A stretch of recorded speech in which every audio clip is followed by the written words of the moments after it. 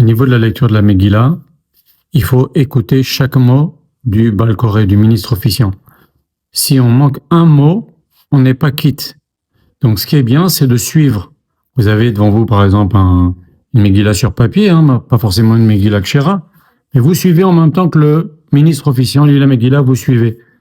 Ok? Et si jamais un mot vous ne l'avez pas entendu, vous pouvez le lire même d'une Megillah qui n'est pas Kshera, une Megillah sur papier, par exemple.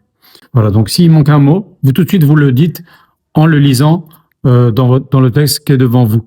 Et vous devez l'entendre. Ce que vous allez lire pour rattraper le mot que vous n'avez pas entendu, vous devez l'entendre, sans déranger votre voisin. Vous ne pouvez pas vous contenter de faire comme ça. Si vous n'avez pas entendu un ou plusieurs mots de la Megillah, vous pouvez le rattraper et vous devez le prononcer et l'entendre. Et vite, vite, pour pas se retrouver en décalé par rapport au ministre officiant. Et par exemple, quelqu'un qui regarde son portable et qui écoute, il n'est pas quitte la lecture de la Megillah. La lecture de la Megillah, on doit être concentré sur chaque mot. Voilà, alors il faut faire très attention. Essayez de préférence d'aller dans un minyan où vous êtes sûr que vous allez pouvoir bien entendre chaque mot.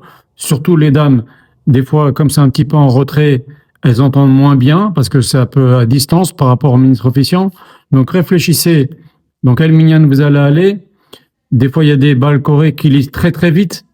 Et c'est pas évident que quand on lit très très vite, il y a forcément des mots qui sautent. Enfin, qu'on entend moins bien. Des fois, il vaut mieux un Baal Koré qui lit un petit peu plus doucement et qu'on entend chaque mot. Le but étant d'être quitte de la mitzvah, d'écouter la Megillah ou de lire la Megillah. On arrive des fois à des situations folles. Par exemple, un ministre officiant qui lit mal un mot, même un mot qui change pas le sens de la Megillah, mais qui lirait mal un mot, et une personne dans l'assemblée qui corrige en lisant dans son hommage ou dans sa Megillah en papier, lui, celui qui écoute, il est quitte, et le Baal Koré ne serait pas quitte. Pourquoi? Parce que lui, il s'est trompé dans un mot, ou il a sauté un mot, ou il a mal prononcé un mot. Vous vous rendez compte? Donc, pour conclure, prenez avec vous une Megillah sur n'importe quel format, même papier, suivez mot à mot, et pendant le temps de la Megillah, vous ne faites rien d'autre que de suivre mot à mot. Si vous n'entendez pas un mot, vous le rattrapez immédiatement en le lisant sur n'importe quel support. Et après, vous pouvez continuer à écouter la suite. Voilà. Malheureusement aussi, les gens ne savent pas, mais un enfant de moins de 6 ans, c'est interdit de l'amener à la synagogue. Pourquoi? Parce qu'il ne saura pas se tenir pendant une demi-heure ou 35 minutes que va durer la lecture de la Megillah. Donc, il va faire que déranger les gens. Et à cause de cet enfant-là, il va y avoir des adultes qui vont pas être quittes de la mitzvah parce qu'ils n'ont pas entendu.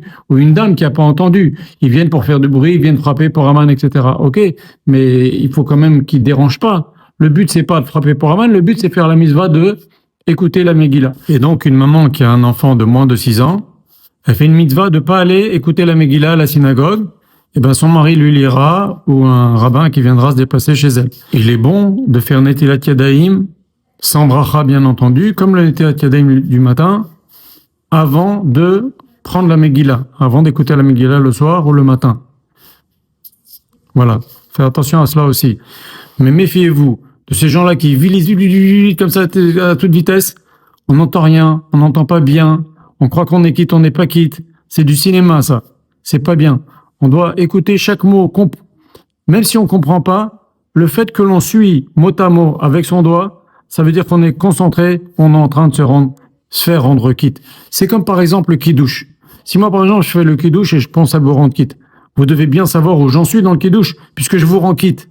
Je le dis pour vous aussi. Vous ne pouvez pas à ce moment-là, en même temps, regarder autre chose, parler avec votre copine, dire chute à un enfant, ou quoi que ce soit, ou dire à un ami, faire des signes, etc.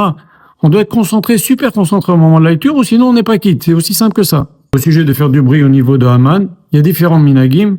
Un minag qui est très très bon, qui est cité par le Chafetz Chaim, ainsi faisait le Seipeler, ainsi ils font aussi dans les Shiva Kisera Chamim, c'est le premier Haman et le dernier Haman de la Megillah, on fait du bruit.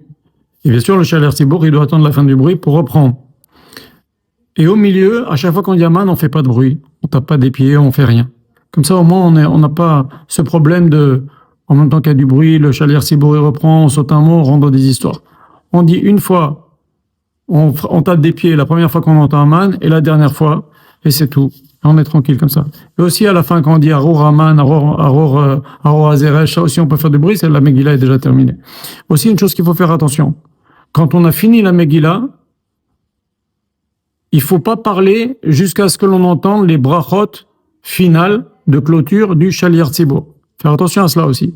Donc faites attention où vous allez mettre les pieds pour écouter la Megillah. Essayez d'aller l'écouter dans un endroit où on le lit doucement, de façon audible pour tout le monde. Prenez avec vous une Megillah et suivez mot à mot. Et de préférence, éteignez votre portable. Comme ça, vous n'êtes pas distrait par une vibration ou quoi que ce soit, vous êtes tranquille. Shalom Achem.